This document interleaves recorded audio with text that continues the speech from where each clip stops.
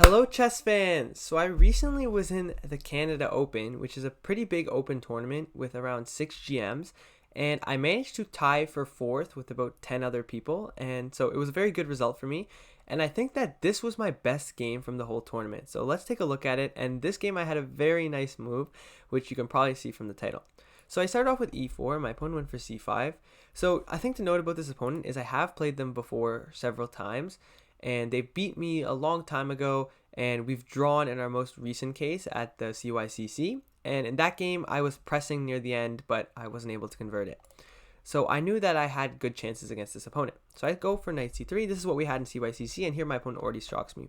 So in the database, they had games with d6 and e6. So d6 is sort of like a Najdorf setup, and e6 is sort of like a Taimanov or Khan type setup. But here they went knight c6, which I didn't know if they were so familiar with. Probably if I were to go to knight f3, they would have gone for e6. So instead I went bishop b5, and here they went for knight d4. So the idea of knight d4 is they just don't want their pawns doubled. You can also go for g6 and e6. These are also fine moves. But knight d4, he's also threatening to attack my bishop. So I go knight f3, attacking the knight. And knight takes b5 is a perfectly playable move here. After a6, something like this. Either e6, b5, d6, g6. Like a lot of moves are playable here. But basically, white gets a big lead in development for the bishop here. As you can see, I have two knights out. I'm ready to castle. But instead of that, they went for a6, attacking my bishop. And here I went for the move bishop d3. Now it might look weird, why don't you go bishop c4? But the problem with this is immediately I think b5. You're having problems with this, and if I go bishop b3, there's c4. So, there's knight f3, queen f3, and then c4. So this would be a way to lose the game quickly. We don't want that to happen. So we'd have to go bishop d5, and after here, go like a3. But then white's just getting too many tempos on their bishop here. Probably not a good idea. So instead I go bishop d3 just to get out of the way of these b5 ideas. My opponent goes for e6, just simply developing with his Khan-like structure. I castle, and he goes for knight c6. So it's really actually hard for black to find a move here. So what white is threatening is here I could go knight takes d4. Now the problem with this is after knight takes here, there's this d5 move. And the idea is it breaks in the center.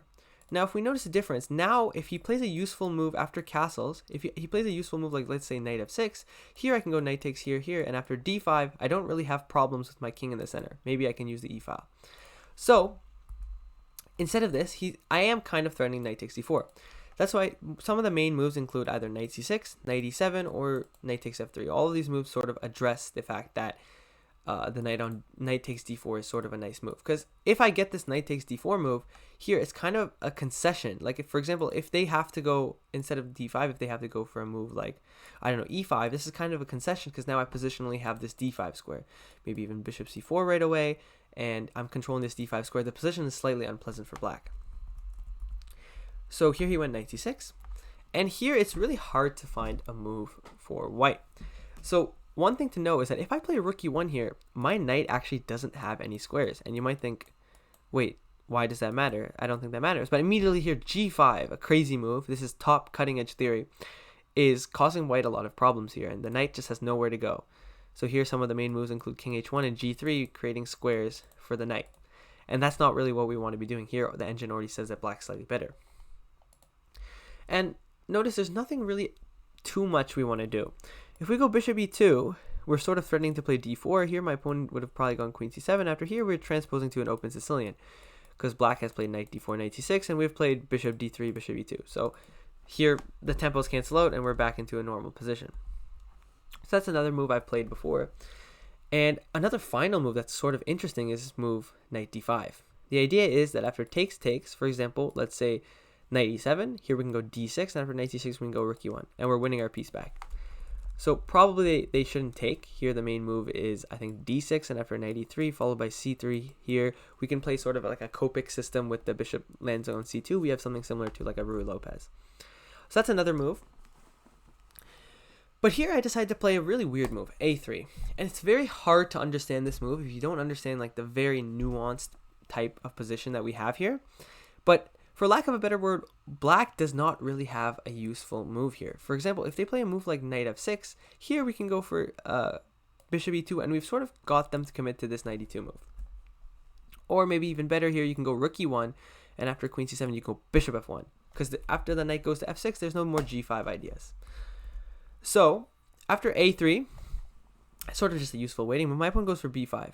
And here, I tried to claim after a4, which is sort of this novelty that I invented. I didn't really invent it, I had it in my analysis, but it's a novelty according to the master's database. The idea is that after b4, that I'm sort of getting improved version of the knight d5 variation, because now their pawn is on b4, it creates more weaknesses. For example, here, a useful move in the variation with knight d5 is g6, but here it's sort of not very good because of the fact that after rook e1, bishop g7, I can go c3, and this sort of bites on granite. I can go d4 next, and here white should have a slight advantage. So here, again, the complications are way too much to get into, and I highly recommend that if you're a white player and you want to look at the setup, I would recommend that you probably be over at least 1800, because the theory is very, very, very modern and sort of untested, and preparing novelties when you're not a very strong player is kind of dangerous because they most likely won't happen over the board.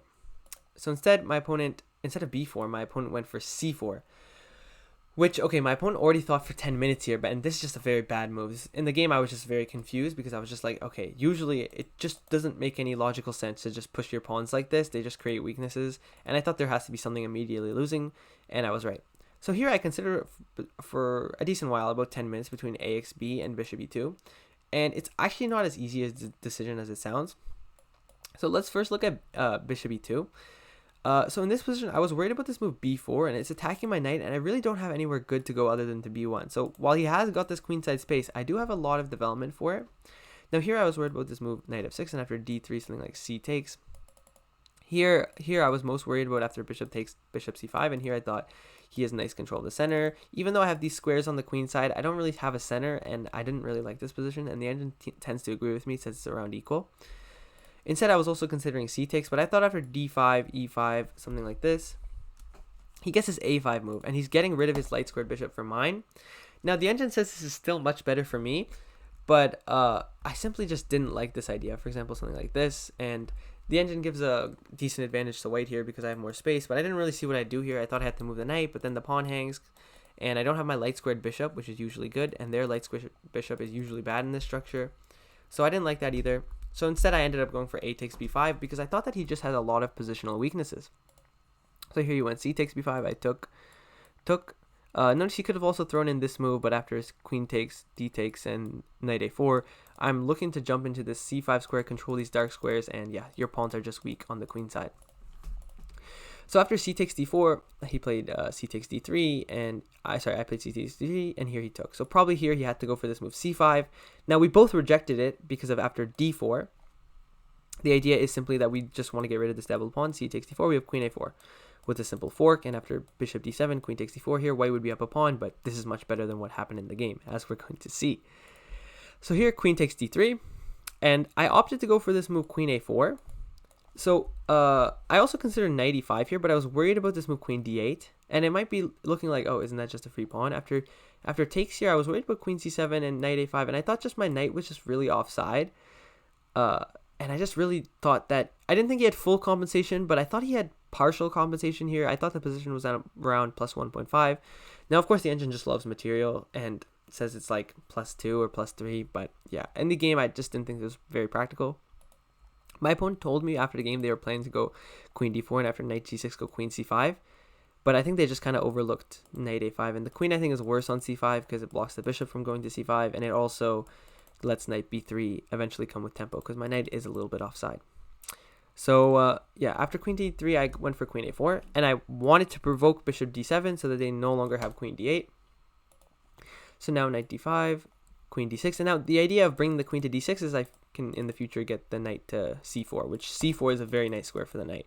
Looking at all these dark squared weaknesses, and yeah, my opponent's position just horrible here.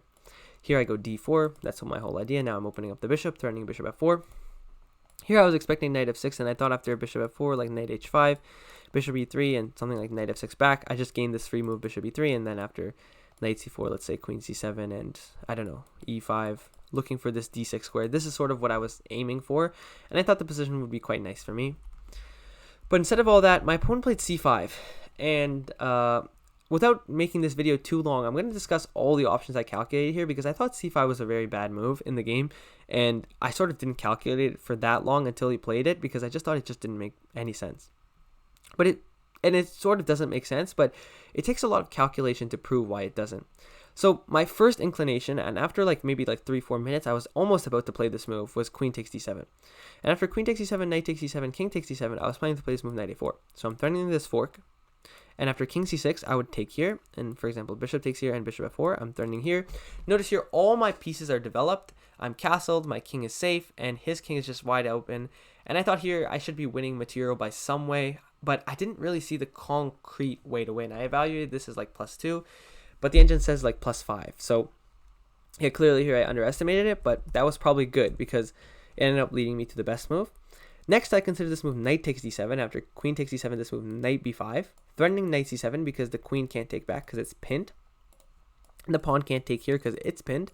So he has to get the rook out of the way. So he would go rook c8. And after queen takes a6, taking the free pawn. Here, my opponent told me they were planning to go c takes d4. But I thought bishop f4. And no matter what move he plays, I'm sacking this piece on c7. So for example, knight f6, I'm going knight c7. And after rook takes here, I'm winning the queen by force. Actually, after queen a8. If he goes king e7, I have rook a7. If queen d8, I have here. If knight d8, I have rook a8. If queen d7, I have, rook a7 here. And, okay, I'm threatening this, and I should be winning by some proportion. So, yeah, this I also calculated was completely winning. But he doesn't have to go c takes d4. That would, in fact, be a bad move here. I thought after bishop e7, takes. I'm going to be honest, I didn't really see up to this position in the game. I mostly calculated c takes d4. I saw it was winning. I saw bishop e7. And I was like, oh, I don't see an immediate way to win anymore. So I stopped calculating it. But all of that was for the correct reason. Because in this position, I ended up playing the best move. I highly recommend pausing it. Because I just went over 2 moves that are quite good. But now I'm going to go over the best move, which I managed to play in the game, which is knight b5. This is a double exclam move, the number 1 move according to the engine, and a move that took me around 30 minutes to fully evaluate all my options and realize that knight b5 was my strongest option. So the idea is we're attacking the queen. Now if the queen moves anywhere, it's super easy. We just take on d7 and then get a discovered check. Any discovered check should probably win. The king being on d7 should win. So he can't take this way also because then he loses the exchange. So he has to pretty much go for bishop takes b5. And here again, obviously the idea of this whole idea is to go queen b5, sacrificing the queen, as Levi Rosman would say, the queen! So there goes my queen. And after axb, I played rook a8 and king e7. So the whole idea of this sort of sacrifice is that the king is sort of blocking all his development and he can't develop any of his pieces. And I think the sacrifice is completely justified because of the fact that not only can he not move any of his pieces, but also I have a draw in the back pocket anytime I want it. So I knew that at the very, very worst, if somehow he had some miraculous defense that I didn't see, then I at least have a draw. And around here, I think after like queen takes b5, I think my opponent offered me a draw here because they missed my next move. But here my opponent told me they were calculating bishop f4, which I also did consider. The idea is after knight f6, check, takes here, they only go down the exchange. For example, king d5, takes, and yeah, here they have a lot of counterplay, I thought. So I didn't want to go for this. And then, yeah, it took me around 2-ish, 3-ish minutes to see this move bishop g5, which sort of he just has no options. Here you can go f6 or here. There's pretty much no other option. He ended up going for knight f6, which is, okay, it didn't really matter what you do at this point. It's probably dead lost. After f6, just a quick line. Bring the rook here. He has to sack it, otherwise he gets mated. If king d6, check, and mate. So he has to just sacrifice it, and then after king e8, I don't know, simple enough, king e7, and then takes here, push the c-pawn, takes, just keep pushing the c-pawn, and he can't take the knight because I pushed the c-pawn to victory. So that's why f6 loses, and notice also he can never ever take the knight because it's pinned. So that's an important detail. Instead he went knight f6, and after rook a1, yeah, this game is pretty much over. I really was feeling very confident here. Actually, a funny story is I left the playing hall because I literally could not stop myself from smiling. Because, okay, if you play a queen sacrifice over the board, there's nothing that really feels better as a chess player. And especially when you think that because of the queen sacrifice, you're completely winning. So I went outside to smile, and Alexei Shirov, who was one of the GMs there, gave me a dirty look because I think he was losing in his game or something like that, and he managed to swindle, but he was very probably not happy with his position, and I was very happy with my position, so he gave me a dirty look. So here my opponent went queen b6. The only way to stop rook a7 checkmate, like there's no other way. For example, if h6 I go check, and after queen d7 I go checkmate, and this would be just a very aesthetic way to finish off the game. But they went queen b6, and after here they just have to get rid of their queen. Takes, and here I played the most accurate move, rook a8. The king on e7 is just blocking all his development. Here he just can't develop. So now I go here, I'm up a pawn even. He went rook g8. His idea is that he wants to go like move the king away somehow. Like for example, if c6, he wants to go king d6, but it's worried about knight takes f7 with the fork. So he goes rook g8. And here I went f3, the best move, defending my pawn and allowing my bishop to move to this diagonal, which will be killer. After h6, my opponent just asked me to do that. And I go bishop d2, threatening bishop b4, followed by c6. This should be game over. And here's my opponent probably saw the writing on the wall. If they go for a move like g5, it's going to go for bishop b4, threatening c6. And there's just simply no way to defend me making another queen or winning massive amounts of material. So here they just went for knight d5. I took. And here they have one last trick, king e6, bishop c5. Funnily enough, it doesn't even work. For example, if I play like h3, they can go king e6. Here, bishop c5 doesn't even work because this is check. I didn't even see that in the game. I just played king f1 so that there's no longer any tricks. And here, my opponent's position basically resignable. My opponent played g5 and I played c6. Next, I'm going c7 and c8. And I'm also threatening bishop b4 to win the bishop. And in this position, my opponent resigned. So, yeah, finally, I played a very nice game this tournament. I hadn't beat anyone higher rated than me. And I hadn't beat any player over 2,000 even until this point. And then finally, I get this absolutely brilliant game in my opinion. This is probably my best game ever. This is also my highest rated victory ever, and just a game that, I don't know, I'm just going to look back on for a long time. You don't really get to sacrifice your queen over the board many times. I've never ever had the opportunity to do that in any of my games over the board, and even online maybe I've sacrificed my queen, I don't know, 2-3 times.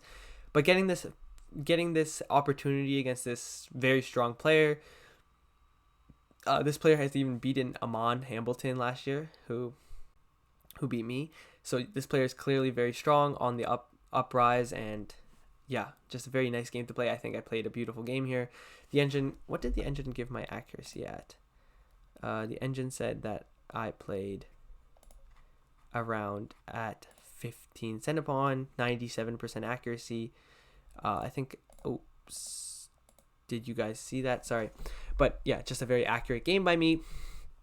And yeah, I think that this is a game that I finally am proud of. So I will see you guys next week for the next video, where I'm going to show you my game against a 2630 GM probably, and a game that I think I also have a reason to be proud of. So I'll see you guys in the next one.